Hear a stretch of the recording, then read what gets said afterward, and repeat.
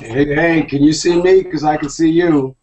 Not yet. Now I'm trying to figure out what happened. Let's see. But you can hear me. Yes, there you go. Right on. Okay.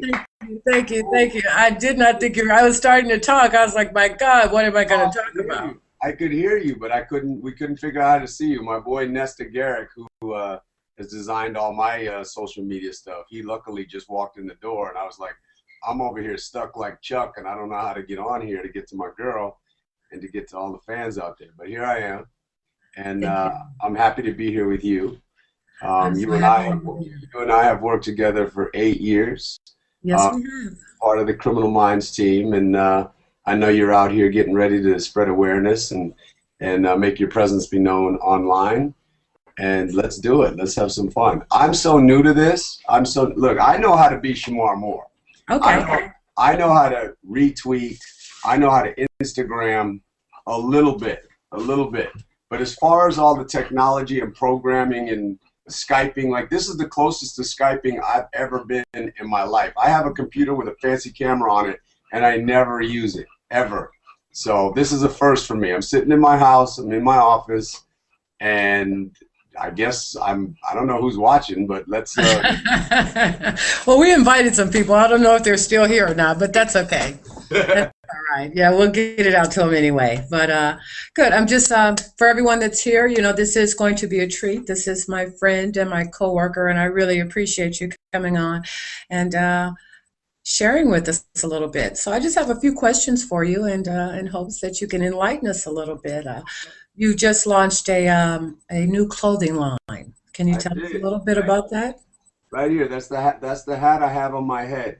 Baby girl. And it's turned into Baby Girl Nation, Baby Girl Movement, and it was something. The clothing industry is something I was interested in but didn't know a lot about.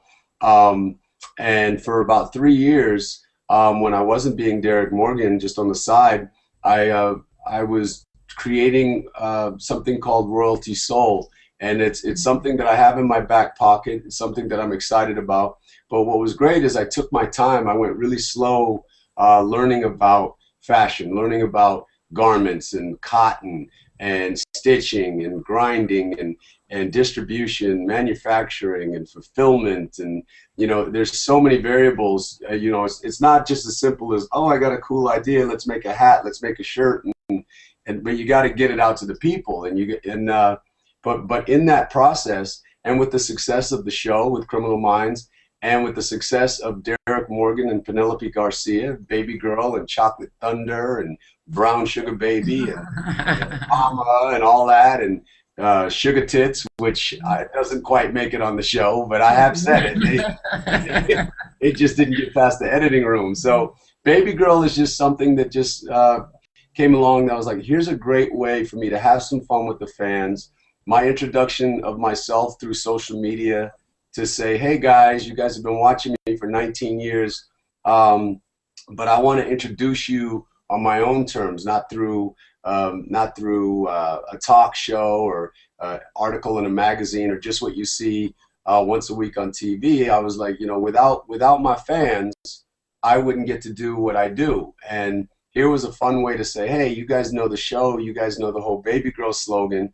I Mhm. can make some clothes and make a bunch of hottie little females out there look cute, and also give back and raise money for awareness for multiple sclerosis, and which many know, but there may be some that don't.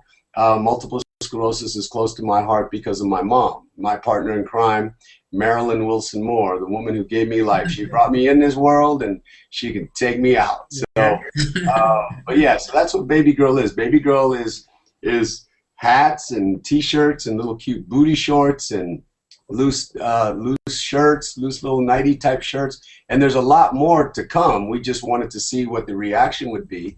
And it's been so great. It's been so great. The store's been up on shamarmore.com for a little over a month, and there's a demand from all over the world, which is exciting and humbling and shocking and all that. But now that there's such a demand and it's so much fun, I got a lot of plans for all the fans out there. So this is just the beginning. But so I've only been on social media for a little over 6 months. I'm still finding my way. Hashtag this and link me. Or what is it? Not link me. You have to tag me that and retweet me this and direct message me that. And I'm like, whoa, I'm like, hold on, slow down. So, but I'm learning it, and I'm having a lot of fun with it. And the fans are so excited to hear from me, but they need to understand how excited I am to realize that they're out there. I know that Criminal Minds is successful, and I've always known that people have supported me, but I never knew to what degree. And now I'm getting an up close and personal look at just how far me getting up to work, what you do, Karla, getting up to work, we're a part of something that is affecting the world and touching the world, entertaining the world in so many different ways. So with the celebrity that I have and with the success of the show, it's been a lot of fun to kind of reach out and introduce myself and also say thank you and also raise money for a really good cause. Good, good. So, what made you decide to go online with your store as opposed to the traditional way people normally, like you said, distribution, manufacturing? How did you come into that concept that you would want to start online? Well, like I said, I'm still learning this. My partner, who's been working with me on the clothes, you wouldn't know who he was, and he actually likes being the silent, quiet partner. Mhm. He doesn't want a whole lot of shine and all that, but he had a lot of experience in the clothing world. He had been making T-shirts and hats and things, and trying to get off the ground. And I was also interested in it, and I'm not going to lie that the little bit of celebrity that I have, the little bit of celebrity that I have helps and goes a long way because I have access to the media, I have a fan base, those things. But before I put anything out there, I knew that I only had one shot to do it right, and I wanted to make sure it was right. So not just that the clothes were cool, I wanted to really understand the business. And initially I thought I was going to go to Macy's and Nordstrom's and Target and all the department stores, but it was really hard to get their attention because the fashion business is no joke. I mean, if anybody could do it, anybody would do it. But that's true in anything. If anybody could act, anybody could act. There's an art, and there's a business savvy, and there's a game plan, and there's a lot of money that's necessary to do these startup companies. So, but I knew that I had a very broad fan base. So I said, okay, what if I get the hats in Nordstrom's? What if I get the T-shirts in Macy's? Okay, how do I let Texas in the United States know? How do I let New York know? How do I let Chicago? How do I let the United States know? Not to mention, how do I get them to Canada? How do I get them to Brazil? How do I get them to Australia? How do I get them to Sweden? And France and so forth. So I knew I wanted to make a website so that I could give the fans an introduction to me from me, so I could say, here's who I am. Here's the actor. Here's the person. Here's the philanthropist. Here's how I see me. And then once I got involved in the website and realized that through the internet I would have access to the rest of the world, I said, well, why not just put the clothes up for sale on the internet? Because everything now is going to the internet, and it's scary. It's scary because I'm gonna be 43 years old in just a few weeks, and 10 years ago none of this stuff existed. I mean, none of this Facebook, MySpace, Twitter, Instagram, social media, Skyping. I mean, when I joined Criminal Minds, there was no iPhone, there was no Samsung, there was no FaceTime. It was a Razor, a Trail, a Sidekick. I think next, I remember. I mean, when I got to Hollywood, it was the two-way beeper. The little big block you put on your hip, and then you could spell 80085, and that would say boobs. you could just keeping it real. So technology has advanced so fast and so far. I wanted to see. I didn't want to make some clothes and get them and spend a bunch of money and put them in department stores and have no awareness and really, you know, lose my money trying to get people's attention. So I said, well, let me just start it on the internet and see if there's even any demand or any excitement or any interest. And that's what's going on. So that's why it's at shemarmore.com. It's the only place that you can get the clothes right now. But down the road, as it grows and it grows, there's going to be more styles. There's going to be all kinds of gimmicks and fun things that we're going to include. Right now, you can get, you know, booty shorts and t-shirts and shirts. We're going to have sweats. We're going to have nighties. Who knows? We may have iPhone covers. It just depends on, you know, if the fans stay interested in it, the more they scream and yell and stay excited for it, then the more I got to get in this little imagination of mine and come up with cool stuff to give to the people. Okay, so being online, can you, you know, there's a lot of people, it's what I'm into. I'm an internet entrepreneur. I'm actually doing it part-time, building my business. Share with us some of the learning curves, some of the things that you've learned about being online that might help some people out there that are interested in selling a product online or either marketing online.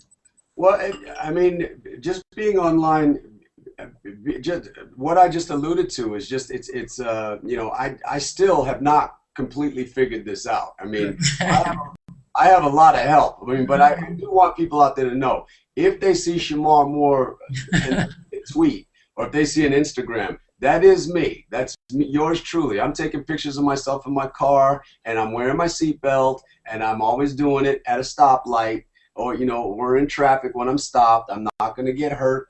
I promised my mama I would drive safely, all of that. But, you know, social media I still haven't realized how broad and how far reaching it is. It's very powerful. There are a lot of small businesses, you know, but I didn't get into social media just to make money.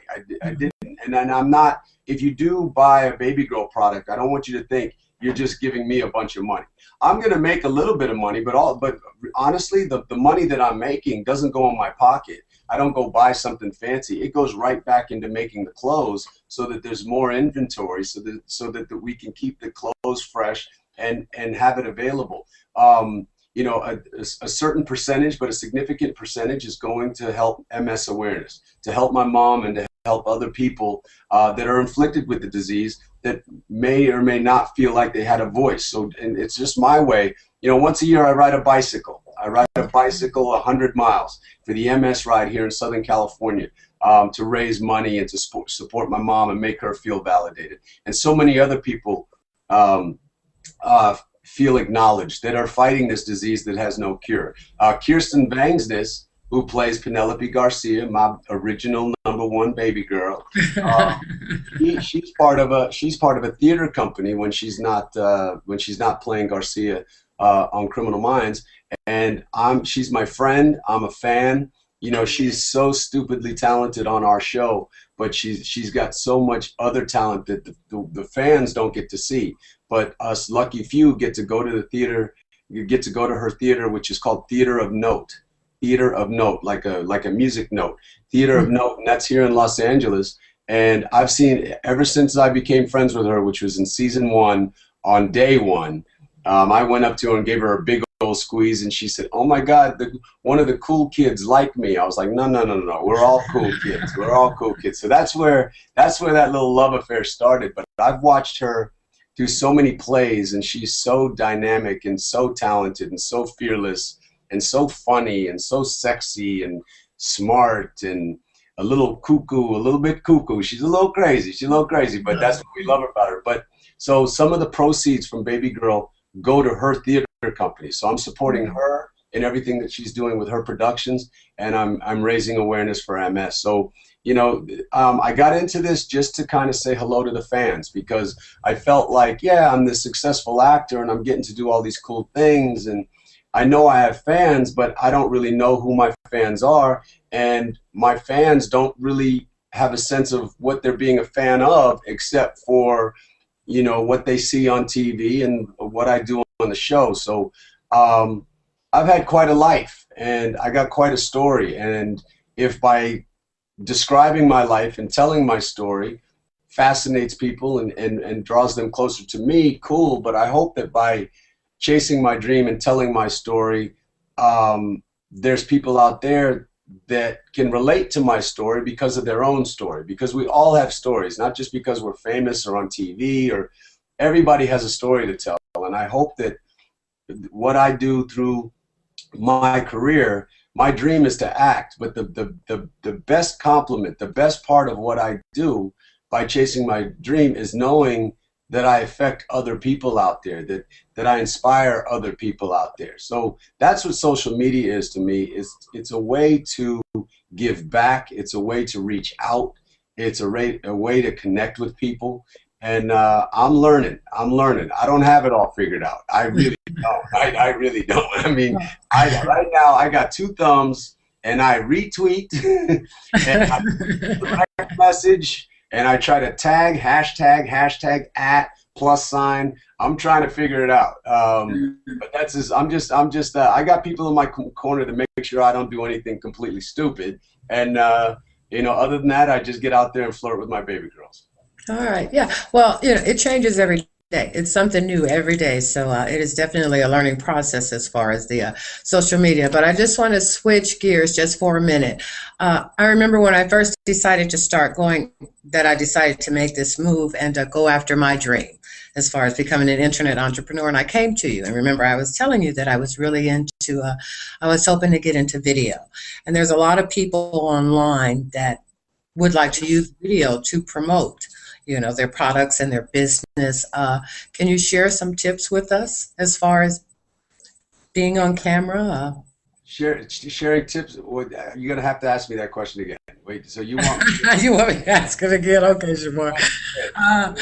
Tips as far as my experience of being on camera, or? Well, yeah, like some of the things. Like I remember you telling me things like the things that I would be worried about. Like how do I look? How do I sound? How do I if it's going to be scripted, if it's not going to be scripted. And I kind of took all of that I took it all in, but it didn't really work out that way when I got in front of the camera. I was still afraid. I was still worried about how I look, still worried about what I was going to say, trying to be as normal and fluid as possible. And it's taken some time to get to that point. So I was just kind of asking if you could give some tips to people that would like to be on video, like what's the easiest and best way for them to do it? Well, I'm looking at you right now, and I see that beautiful crystal behind you, and I see the pretty earrings, and I see you got your lipstick on and those pretty shoes on. Your hair looks nice and cute, got that little curly cute thing going on. You look adorable, and I'm listening to you, and we're having a conversation. And you can't be worried about who's out there and who's watching. You have to be aware. You have to be aware of how you conduct yourself. But right now, you and I are having a conversation. Now, it's a little awkward to be talking to a computer, and for me even. Now, I've been in this business for 19 years. I've learned a lot. I've got a lot of skills in the world of being an entertainer and being a public speaker and all that. But even now, there's just even as the smallest amount of nerves. I'm nervous. I'm comfortable because I've been doing it a while, but I'm very aware of what I'm saying. I'm aware of how I look, but I can't change any of those things. So, as far as somebody who wants to get into public speaking or in front of the camera, that's never going to go away. And especially in the beginning, you're always going to be concerned about how you look. That's normal. You're going to be concerned about how you present yourself. And you're going to think, and then in your mind, you're going to think you're presenting yourself one way, but then you're going to learn that, but no matter how you intend to present yourself, somebody may interpret you in a completely contrary manner. And then what happens is you start stressing and start trying to please everybody. It's like, okay, these people like me, but why don't these people like me? Well, I got to do better to get these people to like you. Oh, excuse me, my phone is barking at me. Yeah, I think people know I'm home from work, and it's Friday, so they're trying to find me to probably try to get me in some trouble. Well, right now I'm sticking with you, but but being my acting coach taught me a long time ago when I first got into this business. He goes, yeah, if you do the work, and you got to do your homework. So whatever it is you're trying to do, if you're acting, if you're public speaking, whatever it is, it's not just about entertainment. But because we're in front of the camera, there's more pressure on us. A lot of people go to work and they sit in a cubicle or whatever it is that they do, but they don't have anybody following them around with a camera documenting what they're doing. And for us, if you put yourself out there as an entertainer or as a public figure, you're going to deal with a lot of judgment, and then you're going to be aware and concerned with how you look, how you come across. And all I can tell you is, and as cliche as it sounds, is the truth will set you free. And people have told me over the years how much I've grown as an actor, and I'm very flattered, and I feel very accomplished that people notice that I'm growing as an actor. But what I know is the only way that I can grow as an actor and show more levels as an actor is that I have to really, really continue to get in touch with myself. And so if I can only grow as an actor is if I continue to evolve and grow as a person. And when I was younger, when I was a kid, up through through college, I was very shy. I was really, really shy. And nobody believes that because now I'm baby boy and I'm tough, Yeah. kicking down the doors and beating up bad guys and all that stuff. And but that took a long time to get comfortable with and to own it and to make it my own and know that I was enough, that Shemar Franklin Moore is enough, and Shemar Franklin Moore is talented, and Shemar Franklin Moore deserves to be here, has the right to be here, has earned his stripes to be here, and is still learning. I haven't figured it out, but I've developed a lot of tools. So, but what I said, my acting coach said, he said, do the homework. I mean, yeah, how you look, you get to work, you go to the makeup trailer, you put some mud on your face, you do your hair the way you want to do it, you take a look at yourself, you like what you see, is that what you want to present to the world? And then you got to let it go. And if you're going to do an interview, or if you're going to deliver a monologue or do a scene, you study it. I could do it this way, I could do it that way, I hope to get this done, I hope to get that done. And then when it's time to perform, you have to let it go. You have to let it go. And because otherwise you will watch yourself, you will be stilted, you'll be trying to control it, and it'll feel fake. The only way that I can sit here and talk to you today, the only way that I can bring Derek Morgan to life, the only way that I can host a show and be charming and funny and smart is to trust that I am those things, and trust that even though it doesn't go the way that I rehearsed, if I stay true to me, if I listen, if I feel, if I allow my true feelings to come out in the work that I'm delivering, then the audience who's watching will get a sense of truth and it'll feel genuine. But when you try to go against it or force it, that's when it feels phony and when it feels fake. So I know that's a lot of information, but you got to allow yourself to feel like you're not very good in the beginning, but you've got to be willing to step into that uncomfortable circle and just stand in it and keep working, because what will happen over time is your insecurities and your second guessing will turn into your strengths, and that second guessing will lessen and lessen and lessen until all of a sudden your confidence builds and you're much more secure about yourself and much more confident, and people will see that confidence, they will feel that confidence, and they will, they'll buy into what you're giving them. I hope that made sense, but it's not easy. It's not easy, and it's something that you can't rush. It comes with experience. It comes with trial and error. It comes with falling on your face and being bold enough to stand up and dust yourself off and go out there and know you're going to fail again, but know if you allow yourself to fail, when you do succeed, there's no better feeling, but you'll know that you have earned it. And once you build a body of work, you'll never go back to being bad or inexperienced. Once your work will never betray you. But you have to be willing to take the time to do the work diligently and earn it. Okay, sounds good.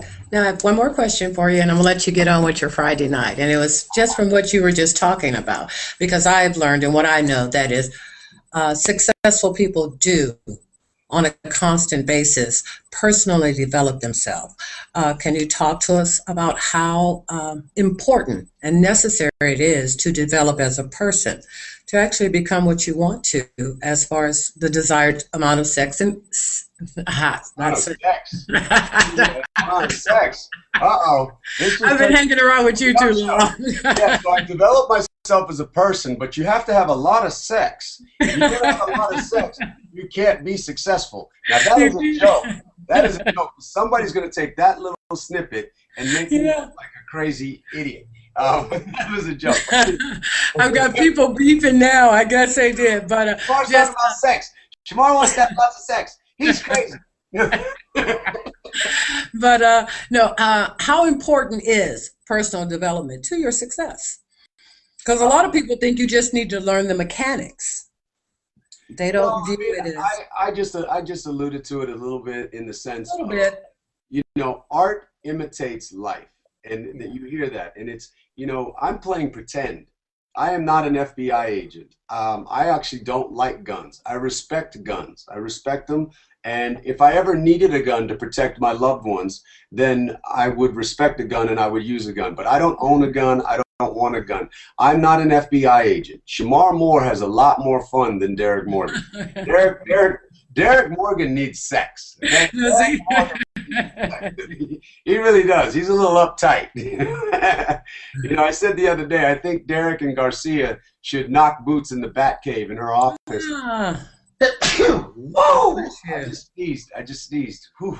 All right, I feel better. I always said that Derek Morgan and Garcia should knock boots, should do the naughty, do the hanky-panky, wrestle butt naked between the sheets in her Batcave and have Kevin walk in. Now, that has nothing to do with your question, but I figured I'd throw that out there. Okay. No, you have to, you don't, you, I could only be doing what I'm doing in my career.